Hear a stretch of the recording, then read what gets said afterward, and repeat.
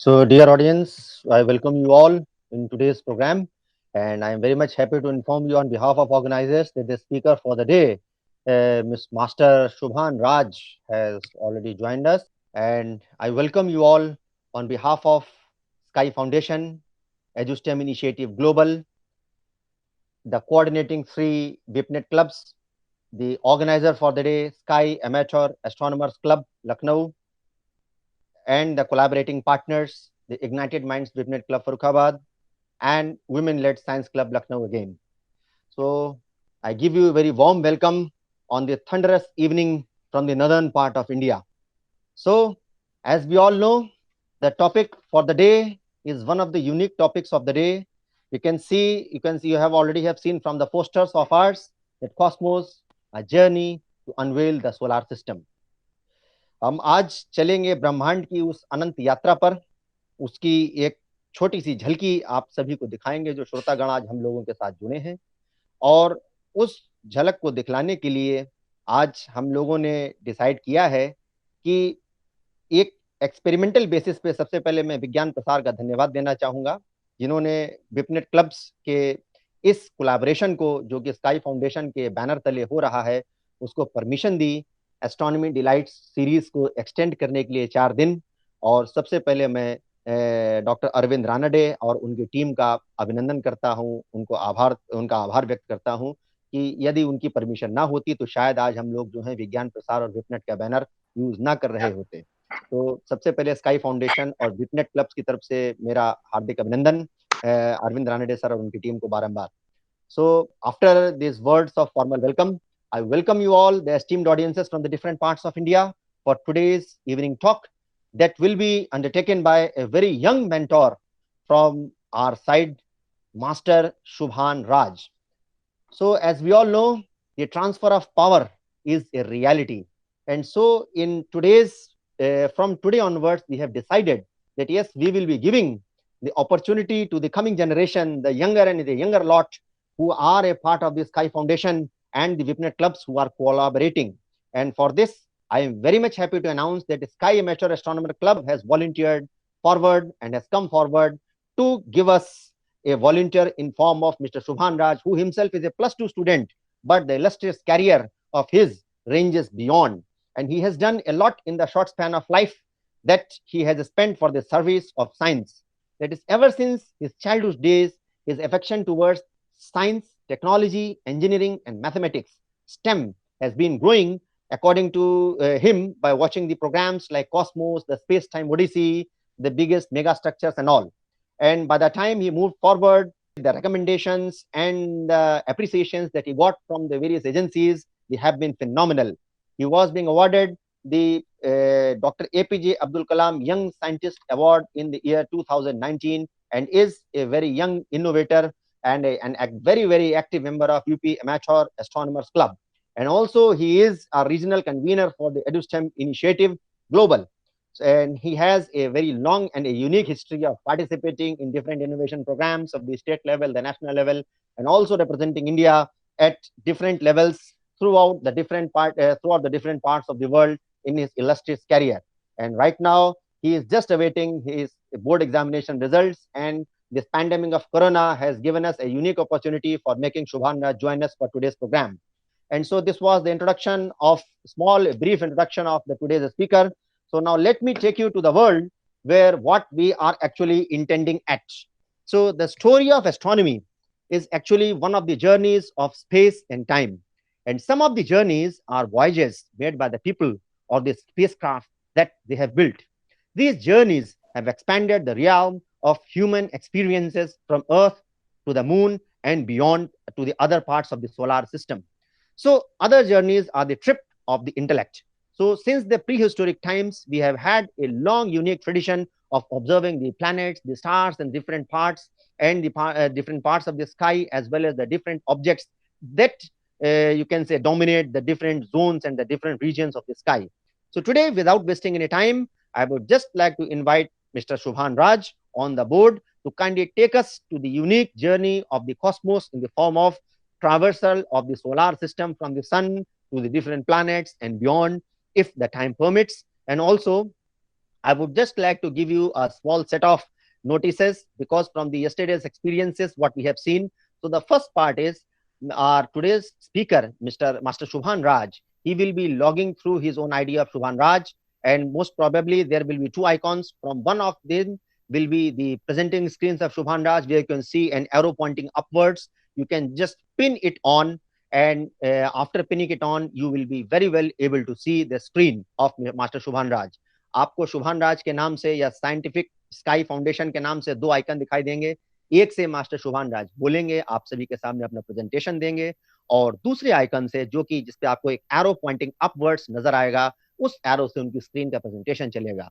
मेरा सभी यहाँ पर उपस्थित श्रोतागणों से सविनय निवेदन है, करबद्ध निवेदन है कि वो कृपया जो प्रेजेंटिंग स्क्रीन का जो आइकॉन है विद एरो अपवर्ड्स उसको पिन अप करें। जो आपको तीन आइकन अपने लॉगिन पे आने पर अपने आइकन के सामने दिखाई देता है, जो प्रेजेंटर के आइकन के सामने दिखाई देगा, उस पर पिन करें तो आपको उनका प्रेजेंटेशन हैजल फ्री तरीके से बिना किसी मतलब निर्बाध रूप से बिना किसी रोक टोक के नजर आता रहेगा, और आप प्रेजेंटेशन एंजॉय करेंगे, और हम भी जो है हमारा फाउंडेशन और हमारे आज के वक्ता जो है वो भी आप तक अपनी पूरी जानकारी पूर्ण मनोयोग से पहुंचा सकेंगे। दूसरी और एक बहुत महत्वपूर्ण बात कल के अनुभव से हम लोगों के सामने आई है कि कुछ श्रोतागण, जो सम्मानित श्रोतागण है, मैं जानता हूं कि वो जानबूझ के ऐसा नहीं करेंगे, लेकिन कभी कभी जल्दबाजी में या हड़बड़ी में क्या हो जाता है कि स्पीकर को आप म्यूट कर देते हैं। तो मेरा आपसे निवेदन है कि अगर आप किसी तरीके से म्यूट करना चाहते हैं तो अपने आप को म्यूट करें, किसी दूसरे को भी ना म्यूट करें। उस दूसरे को म्यूट करने की जिम्मेदारी हमारी स्काई फाउंडेशन और जितने भी मेंबर लॉगिन आईडी हैं हमारी, वो सब हमारे जो सदस्यगण हैं वो इस चीज को बखूबी रूप से इस जिम्मेदारी को निभाएंगे, ऐसा मैं आप सभी को आश्वासन देता हूं। और साथ ही साथ मैं एक निवेदन और करता हूं कि if you have any queries, अगर आपको हमारे वक्ता की टॉक के बाद कोई समस्या आती है तो आप अपनी सवालों को चैट बॉक्स में रखें।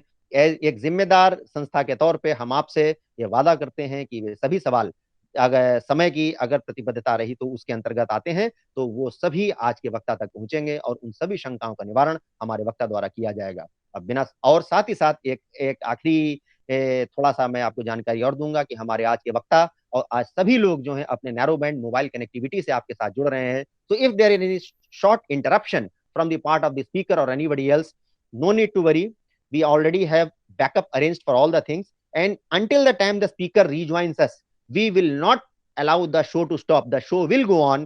There will be somebody in form of your host, in form of Mr. Swapnil Rastogi or Mr. Sumit Kumar Srivastav, who will be taking you or continuing the journey until Mr. Shubhan Raj joins back. So without wasting any time, I would like to invite Master Shubhan Raj to kindly come and grace the audience with the knowledge of cosmos and unveil the mysteries in front of us. Over to you, Shubhan. You can unmute yourself and start the presentation right now. Thanks, Mr. Vajpayee, from this warm and welcome. Cosmos, a journey to unveil the solar system. The first thing came in our mind is why I have chosen this topic. Actually, we ourselves are cosmos. In the words of Carl Sagan, we are the representatives of cosmos. We are the example of what hydrogen atom can do in 15 billion years of cosmic evolution.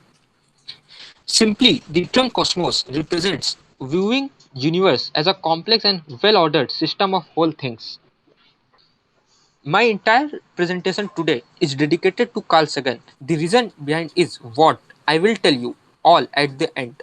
But let me read a famous quote of him. Somewhere something incredible is waiting to be known. Yes, he said absolutely right. Many secrets of cosmos yet left to be unveiled. So let proceed. Before proceeding forward, let's try a question. Why understanding our solar system is important to us? Yes, we can have different answer. Everyone has different views, but one of the simple answer in my opinion is, although cosmos is very vast, we have there a whole universe to study. We still have a lot of to learn about our stellar neighborhood and its boundaries. So first we should try to understand how our own solar system works and how it is related with other interstellar space. Before coming to main topic, let me introduce you to become familiar with some terms related to physics and astronomy, which I am going to use again and again today, as they are very important.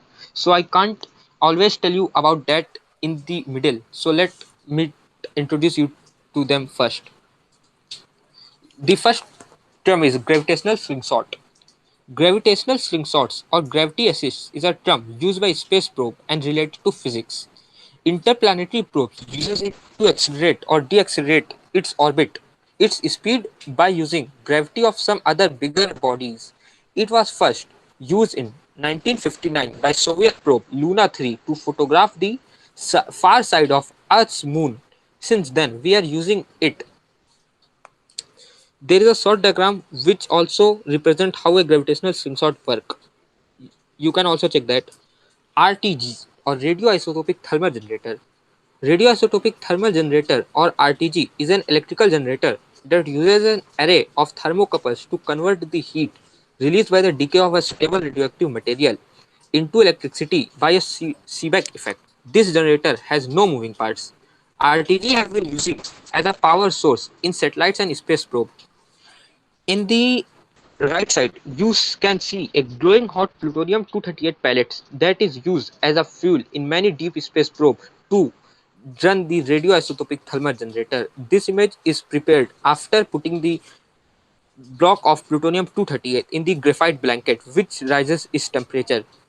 And in the below diagram, you are seeing a cross-section diagram of a typical RTG that was used in many space probes.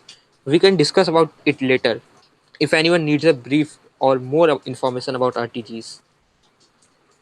Now we are prepared to begin the process of unveiling the solar system. And here in the background images, there is a NASA's diagram which represents how many missions we have sent till now to any space body, celestial body, sorry. But the question comes how? The biggest question is how? How we can represent and explore the sky. As said, we had to do something. Nothing happened without effort. So a question comes that how we are going to do it. As space is so huge and telescopes always doesn't work. So how what is the possibilities to do it? And the solution comes. Luckily in 1964, an American aerospace engineer, Gally Flardo, working then in NASA's Jet Propulsion Laboratory, JPL, which is a part of California Institute of Technology known as Caltech, noted an special alignment of Jupiter, Saturn, Uranus and Neptune that would occur in the late 1970s that enable us that we can send a single spacecraft to explore all these planets by using gravity assist. And special case is that particular alignment occurs only in once every 175 years. I'm now reading what he said in his word. On a wonderful day, I was in building 180 at the JPL and I finally discovered that you could do this. He says, the best trajectory I found would get you all the way out to Neptune in about 7 years. I said to myself, why this out to get everybody's attention. Before continuing further, let's change the scale. Be familiar with AU, which is a short form of astronomical unit. What is an astronomical unit? In the front of the screen, there is a few numbers, which is about 149 billion meters or 149 meters. But for simple understanding, 1 AU is simply the distance between the center of the earth to the center of the sun, and it is the average distance, not the distance in apogee or perigee. But what is the benefit of a AU? Actually, AU is the simplest way to measure any distance which is small. The bigger unit than AU is parsec. 1 AU is, as we know, that 1 AU is the distance from the center of sun to center of earth. We can represent the distances in space using the AU for smaller unit. The biggest unit is still light year. When we discovered this wonderful opportunity in 1970 happening no sooner, Carl Sagan and many other science enthusiasts proposed NASA for so. We are going to discuss what he had done, but first let's check some brief knowledge about our possible destinations. As we discovered this, then we have traveled to many planets and let get us some information about them and their distances. As there are many images of some outer planets and especially the gas giants. And I thanks Akash Ganga Astronomical Center and Amitanshu ji and also one of my friend Utkarsh Mishra for these images. Now the first image on the left is the gas giant Jupiter, the gas giant of our solar system, Jupiter. And the second biggest object in the solar system after sun It is the fifth planet whose masses is although 1000 of sun, but it is 2.5 times that all of the other planets in solar system combined. Jupiter's average distance from Sun is 778.57 million kilometers, and it is 70.4 million kilometers from Earth.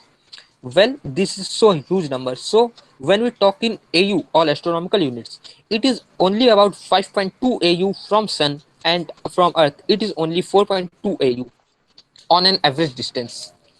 Now come to our second picture in the top middle of the our ring giant Saturn, or which is also called as crown planet of Saturn of our solar system. Saturn is the second biggest planet after Saturn, which could be easily recognized by its rings. And around it, it is 1.4 billion kilometers from Sun and 1.2 billion kilometers from Earth.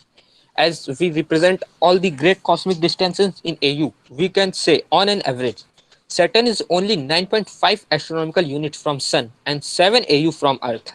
The second photograph from the left is of the Uranus. Uranus is the smallest gas giant in the terms of mass and second last planet of our solar system. Uranus is 3 billion kilometers from Sun and 2.9 billion kilometers from Earth. In AU, this distance in only 19.8 AU from Sun and 18.8 AU from Earth. And the picture in the left, in the far right, is Neptune, the outermost planet of our stellar neighborhood. Neptune is 4.5 billion kilometers from Sun, which is 30.1 AU, and 4.4 billion kilometers from Earth, which comes about 29.9 AU on an average.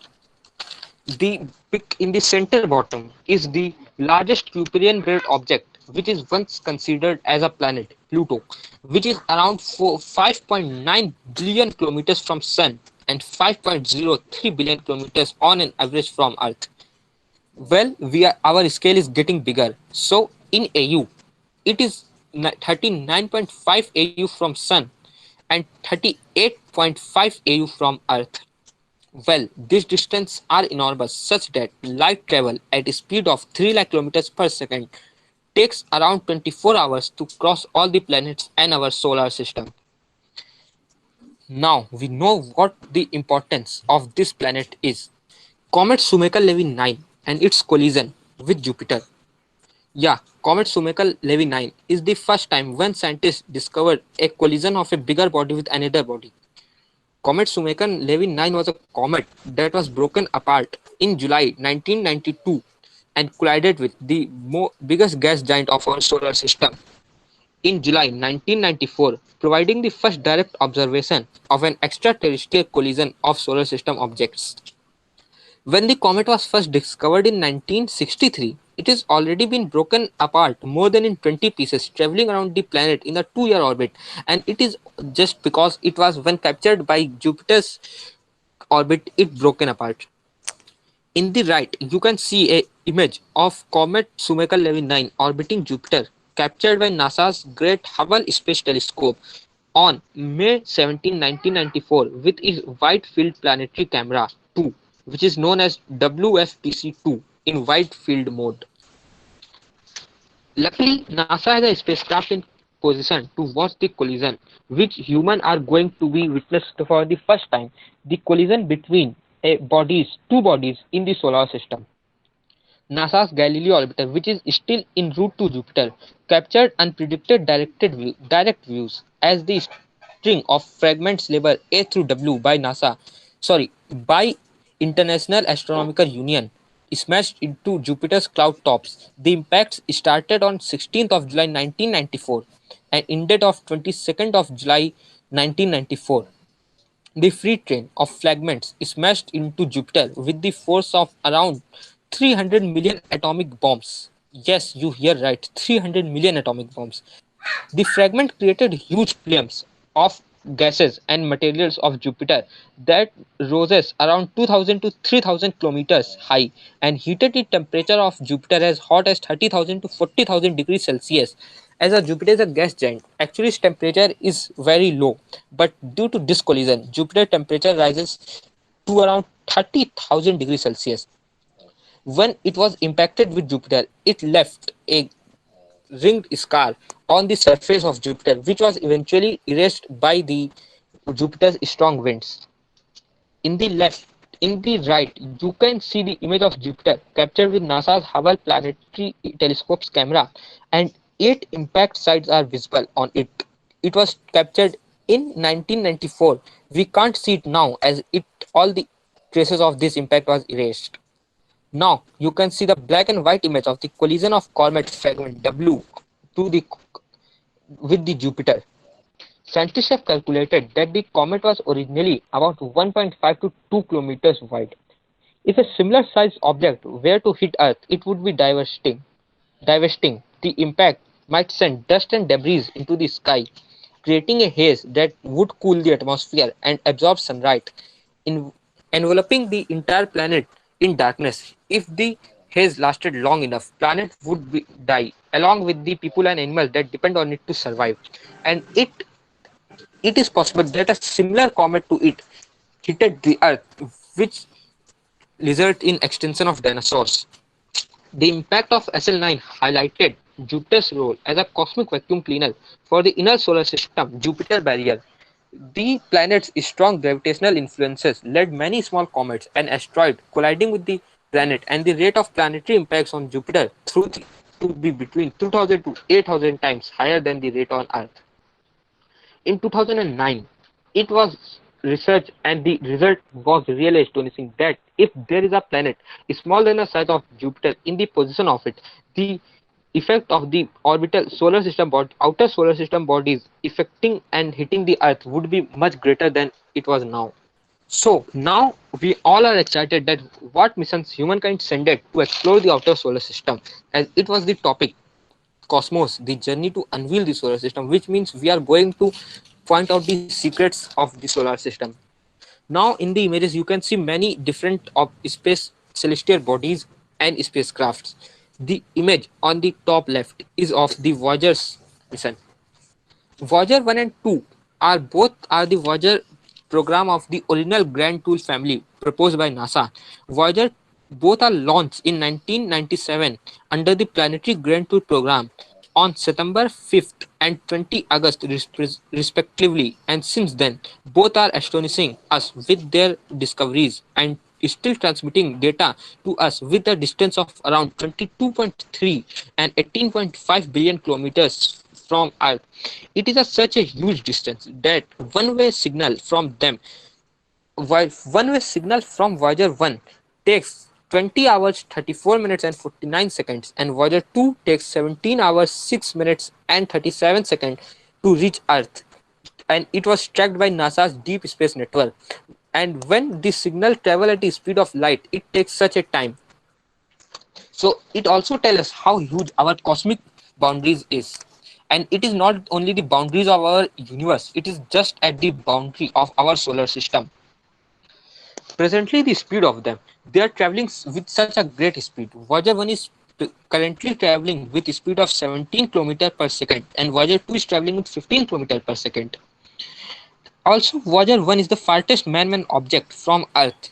Voyager 2 is only probe to fly on Neptune. Since we started this presentation, Voyagers have already traveled around 20,000 kilometers far than us on its way to deep space. There are so many interesting facts about Voyager that it needs a separate talk on them just to discover all the secrets of Voyager. So let's move to second image. The second image is in top center is of Cassini-Huygens. This artistic representation shows when it is in the orbit of Jupiter. Cassini-Huygens is the only two orbiter.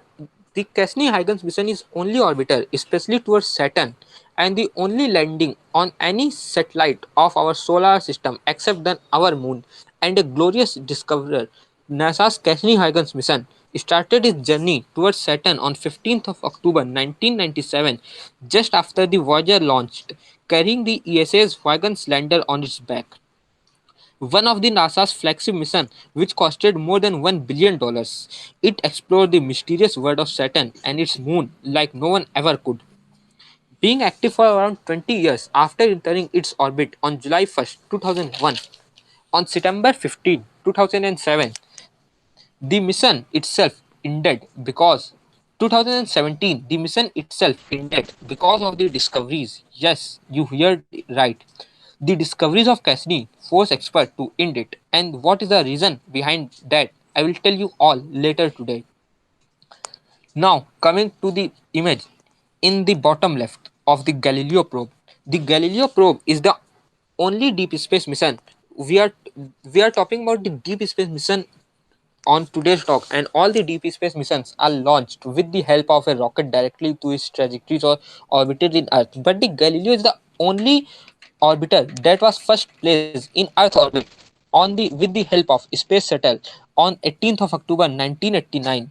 Galileo is named after famous Italian astronomer Galileo Galilei, who discovered the four largest moons of Jupiter: Io, Europa, Ganymede, and Callisto, which are collectively known as Galilean moons. Its discoveries about Jupiter made scientists think of another Jupiter visit by this Juno. Juno is also in the center of this. On the request of Carl Sagan, Galileo conducted a special set of experiments that did the existence of life on Earth could be easily detected from far enough, which is now known as Sagan's criteria for life. After its orbiter insertion on December 8, 1995, it is been for 8 years in the orbit, and on September 21st, 2003, it was sent into Jupiter at a speed of around 48 kilometers per second, just like the Cassini. The reason for that is some same which I am going to tell later. The pic in the top right is of New Horizons. New Horizons is the only mission which explored Pluto, and which is the largest object of the Kuiper belt, and once considered as a planet. And other trans-Neptunian object and the objects of Kuiper belt. The probe, which is itself size of a grand piano, is also the fastest object to leave Earth on January 19, 2006 at a speed of 16.26 kilometers per second directly into an Earth and solar escape orbit. At such speed, it crossed Moon in just 9 hours. Apollo 11 taken 76 hours to do so, and used gravity assist from Jupiter, and spent after the gravity assist is spent around 9.5 years in hibernation to reach Pluto when it was traveled nearly a million miles a day. It is the only to visit Pluto and its moons. On July 14, 2015, it encountered with Pluto on July 14, 2015, and data downloaded at the speed of 2 kbps downlink took around 15 months, and in October 25, 2016, the last piece of data was received from the New Horizons probe. This also shows how vast our own solar system is. And now, the New Horizons probe is heading towards constellation Sagittarius. Although it was the fastest spacecraft ever launched, it wasn't the fastest to left our solar system. This record is still held by Voyager, traveling at a speed of around 62,000 kilometers per hour. We can say recently announced launched Parker Solar Probe is also the fastest object, traveling at a speed of around 95.3 kilometers per hour per second, but it is heading towards the sun, while the Voyager and New Horizon is traveling away from it. So it is bounded by the gravity of the sun, while Parker is being attracted by the gravity of sun. Now, coming to the last probe we are going to discuss today, Juno. Juno is named after Jupiter's wife, Juno, in the Roman mythology, and it is launched on August 5th, 2011, and entered Jupiter's polar orbit on July 5th, 2016. Juno is current mission that is orbiting Jupiter. Yes, it is the mission which is currently orbiting Jupiter in its polar orbit, rather than the Galileo's which orbited Jupiter in its equatorial orbit. It is the second to orbit Jupiter after Galileo, but unlike all earlier spacecraft sent to the outer planets, Juno is powered by three largest solar array ever deployed on an planetary probe rather than the RTGs used as our other missions.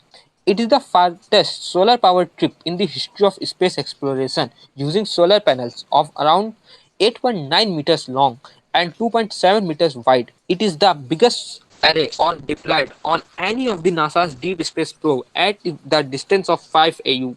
If the solar panel were deployed on any Earth orbiting object in the present situation, it will generate 14 kilowatts of power, but at the Jupiter, only 486 watt is generated at its arrival, when which will be dropped to 420 watts as radiation from the Jupiter degrade the panels. In June 2018, NASA extended Jupiter operation of Juno till July 2001. After that, it will be deorbited in Jupiter. The main secret they altogether unveiled is about the importance of outer planets, especially Jupiter, in protecting our Earth, the information they give about how our solar system is formed, and much more. The most important is the three moons of Jupiter and Saturn, which harbors essential elements of life.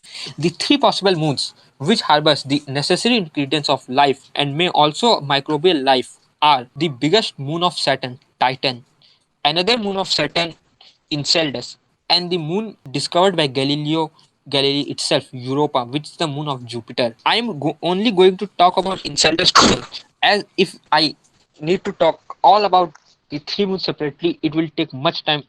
The moon Enceladus, for decades, scientists didn't know what Enceladus was the most reflective world in the solar system and how it is related to the vast E ring of Saturn. Before the Cassini probe arrived at Saturn system, planetary experts only had a hint that something interesting might be happening at Enceladus.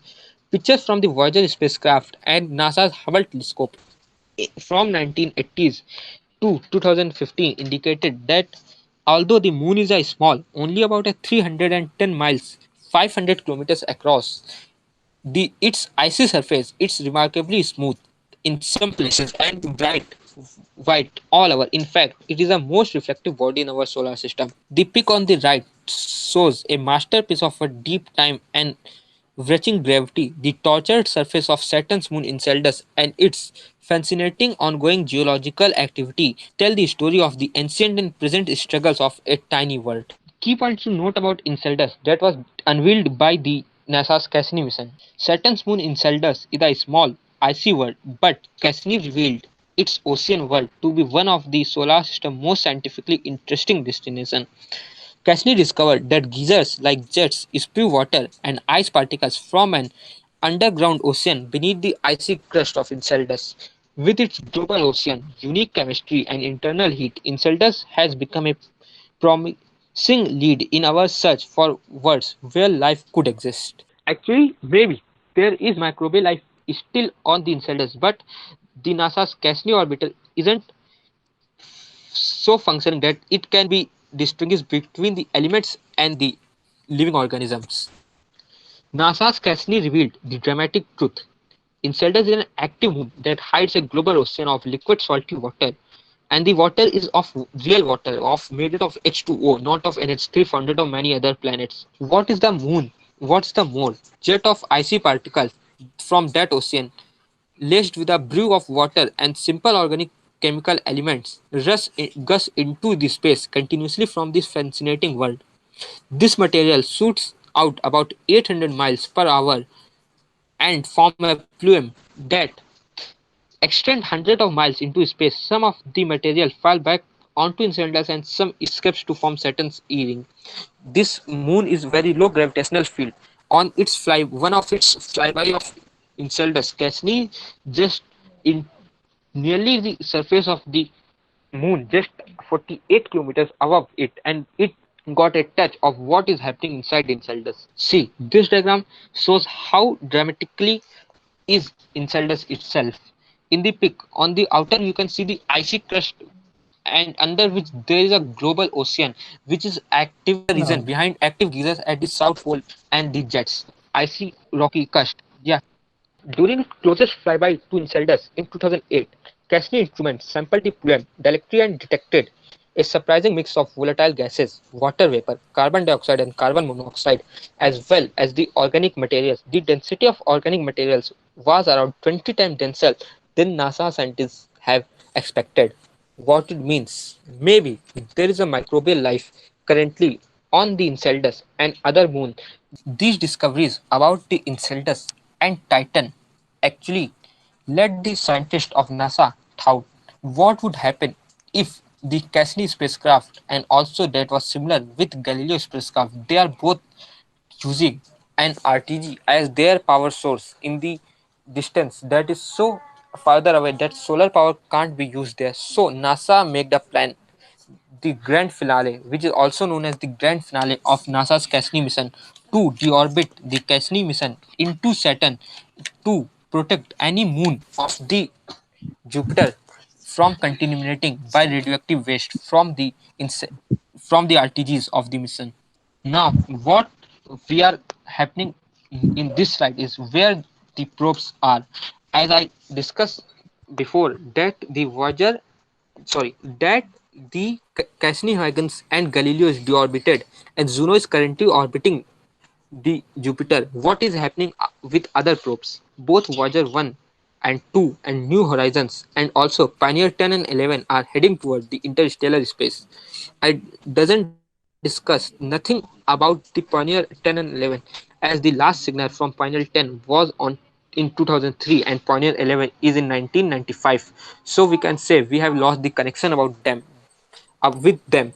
But interestingly, when Pioneer connection with Pioneer 11 is broken, it is around 80 astronomical units away from the sun. And another interesting fact, which is also a question of general knowledge, that Voyager 1 and Pioneer 11 are the farthest of two man-made objects, and both are traveling on the opposite end of the solar system. In this diagram, you can see what our solar system look from its very ends. The center yellow part distinguishes our sun, and the small elliptical path around it is the all the orbits of all the planets. Below, after it, there is a blue region known as termination shock, which all the Voyager and New Horizon, which the Voyager crossed, but New Horizons haven't crossed termination shock yet. It is in another body orbit. It is in another boundary, which is now known as Kuiper belts. It is observing then, and after that, it will also maybe cross termination shock someday. After the termination shock, there is another region known as heliosphere, and after this there is a heliopace, which is the boundary of our solar system and interstellar space. Both the Voyager 1 and 2. So the outer boundary of our solar system, which is known as heliopause, it is crossed by both the Voyager 1 and 2, and they are currently heading toward interstellar space. Whether New Horizons is currently studying Kuiper belts object. Pioneer 10 and 11 are also in the outer space, but we are not having any contact with them. Now, the most important thing why I dedicated this session to Carl Sagan, that I told earlier that I will unveil this secret at the end of this presentation, is this: the pale blue dot. The pale blue dot, as it was also known by many of our audience, that pale blue dot is an image of our Earth taken from taken by Voyager 1 when it crossed the Neptune. It is on the special request of Carl Sagan to turn the Voyager 1 and the last time toward the Earth to take a picture of our solar system, which is now known as the first family portrait. And at the end, before the ending, I will just want to recite the famous line of famous quote of Carl Sagan about this pale blue dot. Look again in that dot. That's here. That's home. That's us. On it, everyone you love, everyone you know, everyone you ever heard of, every human being who ever was lived out their lives. The aggregate of our joy and suffering, thousands of confident religions, ideologies, and economic doctrines, every hunter and forager, every hero and coward, every creator and destroyer of civilizations, every kind and peasant, every young couple in love, every mother and father, hopeful child, inventor and explorer, every teacher of morals, every corrupt politician, every superstar, every supreme leader, every saint and sinner in the history of our species lived there on a mote of dust suspended in a sunbeam. NASA also says that the picture of Earth in this image take only less than a 1 pixel. It shows how vast our cosmos is and how tiny we are in this world. So, at the end, I just want to end this with this line: the spacecraft will be encountered and the record played only if they are advanced spacefaring civilization in interstellar space. But the launching of this bottle into the cosmic ocean says something very hopeful about life on this planet. At this word, I will like to end my presentation. Thank you. तो thanks a lot शुभान, आपका बहुत बहुत धन्यवाद कि आपने जो है इतने हॉस्टाइल एटमॉस्फेयर से, जैसा कि मैं पहले बता चुका हूं, कि अपने मोबाइल फोन को कान में लगाते हुए और साथ ही साथ उस मोबाइल फोन से प्रेजेंट करते हुए अपने प्रेजेंटेशन को कंटिन्यू किया. We are very proud that an emerging Skyakian is amidst us, and in the middle of all the hostilities you successfully completed your presentation, because that was the most worrisome part of the day. So I really congratulate you. And just before I invite the convener and the president of the Sky Amateur Astronomers Club, so for the sake of the audiences who have really joined us today, and if there was some interruption, I would just like to sum up the gist of your talk. It is you just began with the astronomical event that took place in the period of 76 to 78, which I can see from the memory of your talk. During this time, the larger outer planets like Jupiter, Saturn, Uranus, and Neptune, they bunched closely, looking from the Earth as they traveled around their orbits on the Sun. And this had not happened since the time of Napoleon. And so this actually incited all these happenings. They actually really incited the NASA scientists and to launch the space probes, to plan for the space probes, especially Voyager 1 and then subsequently Voyager 2, and more to search for the revolutionizing the ideas regarding the solar system.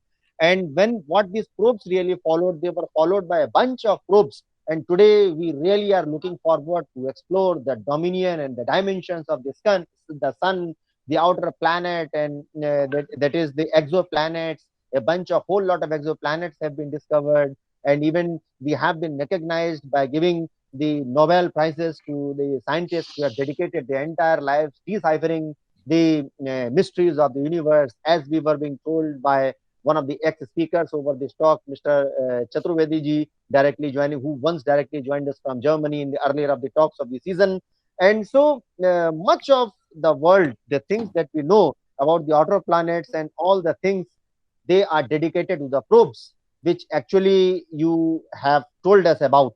And but this is just a beginning, and this is not the end, because in the end, every sort of knowledge that we tend to gain from the probes, say, be it Galileo, be it Juno, be it Cassini-Huygens, Voyager 1, Voyager 2, Pioneer 10, 11, and all many to come, even Parker probe, etc., and even the different satellites that India also plans to launch, the Mangalyaan, the Chandrayaan 1 and 2 and all. So this is just a beginning for to unravel the mysteries of the deep ocean of knowledge regarding the solar system and all.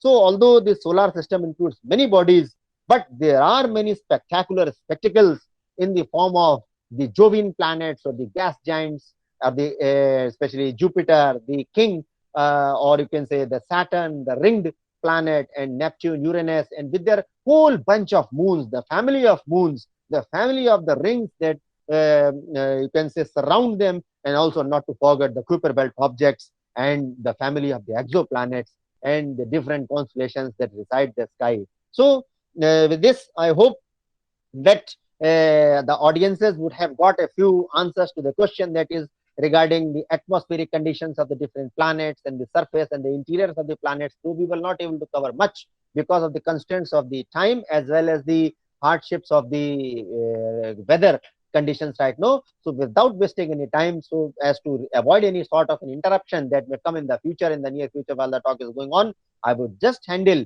the talk, or the you can say the platform, I transfer the platform to the Sky Amateur Astronomers Club President, Mr. Swapnil Rastogi, to kindly see for whether any question answer sessions, any questions and answers are there. So over to you, Swapnil ji, and thanks a lot for hearing to me.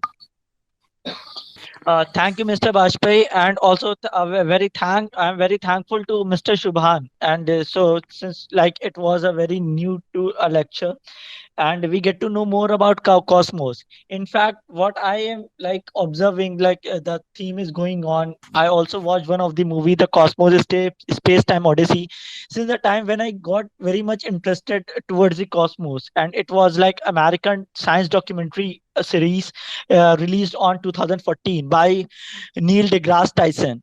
And it's just like a follow up that was like a name very again and again took by Shubhan, and it was a Cosmos, a personal voyage by Carl Sagan in 1980. And he was a man who took from which we are able to know more about cosmos and all. So not wasting any much time, like I would like we have some questions we got from email, and so if you have any question, please again write it on the chat box. Till the time I'm taking the questions from the mail, we got it from our different audiences. So the first question to Mr. Shubhan is like the it's like from BR Lal from Guwahati. Why are the outer planets of solar system gaseous? Over to you, Shubhan. Yes, as you ask the question, why are the outer planets of the solar system is gaseous? That is not a quite a right answer. The right answer to the right question is asked is why are the inner planets are not gaseous? And the most possible answer I think is that the giants planets are mostly hydrogen and helium, as we all know. Their composition is actually not too different from that of our suns, but that of our suns. That makes sense. All the planets form out of the same nebula that the sun did. So they should have similar compositions, and hydrogen and helium freeze into solid at extremely low temperatures, even lower than the temperature of Neptune. So it is no surprise that they are the big ball of gases. But what happened to the inner rocky planets? Where did all their hydrogen and helium go? At the question is, it is evaporated into the outer space. Yes, the hydrogen and helium atoms are so light that when the earth is formed, the atoms become unbounded from the earth just from the sun's heat. Those atoms are wandering off in the free space now. The only way we have hydrogen around us it is if it is tied to some heavier atoms like oxygen in the form of water.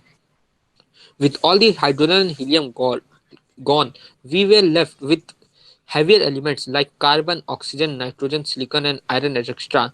Thankfully, we figure out how to create and sustain life from all those trace elements and how we can obtain hydrogen and helium from those. Any other questions? You have another question, and it is by Mr. Nishant, and he is from Lucknow.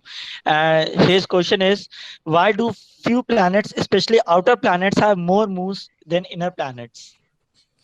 Over to you. Your question is why do a few planets, especially outer planets, have a more moons than that of the inner planets? Yeah. Yes, yes, it is right that the outer planets have more moons than the outer planets. Moons, which are also called natural satellites. As we know that the moons are in different shapes, size and types.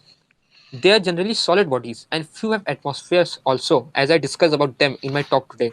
Most planetary moons probably formed from the dishes of gas and dust circulating about planet in the early solar system, which is also known as planetary disk.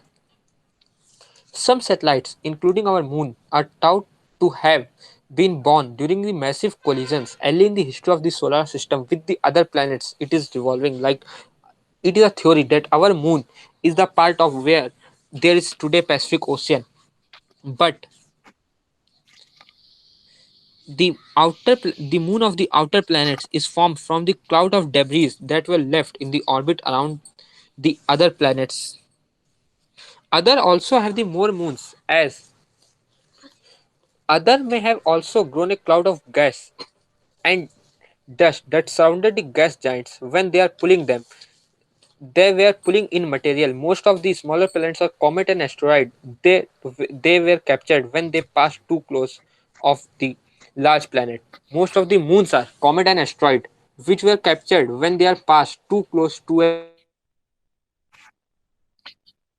Uh, Shubhan, please check your large planet. connectivity Like in once. the case of Yeah. Jupiter and Saturn, many of its moons are actually not a moon. There is a two classification of moon. Hello, Yeah, yeah, yeah. am I You are audible? audible. You are good to go. Yeah, yeah, yeah. Good Okay, to go. yeah. So I am telling that many of the moons, as I also talked before, that many of the moons are actually comet and asteroid that were captured by the larger bodies when they from the pass in the orbit. The moon are also classified in two ways: regular moon and irregular moon. If an body is perfectly spherical, it is said to be a regular moon, while an unspherical, unregular body is said to be an unregular moon, like the many moons of Saturn and Jupiter. I think that I answered this question. Yeah, our audience must be satisfied with your answer, and if you have any doubts, they will definitely trying to contact you. And the other question is by Nasir Hussain from Udupi. His question is like, why do some planets have rings? Why do some planets have rings? Like you are also always talking about like Yes, Saturn yes, have rings and Neptune yes, have yes, rings. yes, yes, yes. I got it. Actually, planetary ring system are complicated. From for ages, Saturn was thought only the planet which have rings in our solar system. But the recent discoveries, the ring system was found around Jupiter, Uranus, and Neptune as well. There are various theories about planetary rings, like the fantastic rings around Saturn, but we cannot say for sure how they are formed. One theory is that the ring found at the formed at the same time as the planet and its major moons. In this case, if the material is close to the planet's gravitational pull is too strong to coalesce into a moon, and the particles would otherwise form a moon around spread out around an orbit, forming a ring. Another idea is that a close call by a moon or comet result in the planet's gravitational tidal forces breaking up those bodies, the debris of which then became a ring system. Although astronomers can't say certain what causes planetary rings, the Cassini spacecraft in orbit around Saturn has provided tantalizing new clues to the forces that govern the physics of planetary rings. I Uh, think that the okay. or And we have another question from like we got from mail. I guess like our audience are have like very much got like interested from your talk, so they have very lot of questions there. So I hope you don't mind, Shubhan. yes, We have yes, another question. How do you see like you are talking about the probes and all, and you are all also talking about the Parker Solar Probe. So my yes. next question is from Mr. Isaac J from Calicut. How do you see the success and outcome of Parker Solar Probe to Sun? Parker Solar Probe, the mission towards the sun corona. It is not the coronavirus. It is the outer boundary of the sun actually. NASA's Parker Solar Probe will be the first ever mission to touch the sun. The spacecraft, about the size of a small regular car, will travel directly into the sun's atmosphere about 400 miles from the surface. Parker Solar Probe is launched aboard a Delta IV rocket, heavy rocket from Cape Canaveral. Parker Solar, yeah, Parker Solar Probe will use 7 Venus flybys. Actually, flybys are another term used for gravitational slingshot or gravity assist, as I told everyone about gravitational slingshots. Over nearly 7 years to gradually shrink its orbit around Sun, coming as close as 3.83 million miles, around 6.6 million kilometers to the Sun, well within the orbit of Mercury and about 7 times closer than any spacecraft ever come before. Inside this that part of the solar atmosphere region known as the corona, Sparker Solar Probe will provide unprecedented observations of what drives the wide range of particles, energy, and heat that course through the region, flinging particles outward into the solar system and far past Neptune, which makes the boundary of the solar system known as heliosphere. Inside the corona there is also of course unimaginably hot. The spacecraft will travel through material with temperature greater than a million of degrees Fahrenheit while being bombarded with intense sunlight. And now there come in another question that why it won't melt. Parker Solar Probe has been designed to withstand an extreme conditions and temperature fluctuations for the mission. The key lies in its custom here heat shield and an autonomous system that helps protect the mission from the sun's intense light emission but doesn't thus allow the coronal material to touch the spacecraft. I think that all of our audience is satisfied with this answer. Yeah. Hopefully. As I Yeah, see in so chat box, we have, yeah, I'll take the questions. You please don't mind. There are three questions from Uttam Kumar Singh. He is like, he's a person like who keep joining us from last few days. We have like pointing him. So his question is why Levi 9 didn't collide it? As you like actually, also talking about. I think that he missed a small part. Actually, Levy 9 collided, and I discussed about it that Levy 9 collided with such an impact that would be equal to 600 million atom bombs together. Yeah, we can't see the spot of collision of Levy 9 today, as we can see the spots of impact on the moon. But this, as we know, that Jupiter is not a solid surface; it is a gas giant whose surface is also ruled by huge storms. Actually it actually wiped the marks of the collision, so we can't see it now. But if you search it on internet in the around 1994, it is a hot cake around the science enthusiasts that there is a going a collision and it collided. Okay, so there is another question, like second last question from Uttam Kumar Singh. Did the collision of Levi impacted anything on the speed of Jupiter? As you told, its collision impacted like a million atom bombs. Yeah, actually it doesn't impact the Jupiter because Jupiter is so huge that the collision of Levy 9 with it doesn't impact its trajectory around the sun. But if it is collided with any other solar body in our inner solar system like Earth or Mars or Moon, it will definitely affected by it. Maybe it is also have no longer existent. Like if it was collided with Mars, Mars is now is a small part of asteroid belt floating around us. Okay. And the last question from Uttam Kumar Singh is it correct that we are going to build power stations amid space for man program? Actually, it is proposed one by NASA that we can build a great solar reflecting disk on the moon, but it's never come into existence. Okay, so as I can see, like we have only one question left from our chat box. So I would like to take this question as well. This question is from Mahesh Begle, and he wants to know why Moon has so much craters as compared to Earth. Actually, the reason behind this question is why our Earth is atmosphere.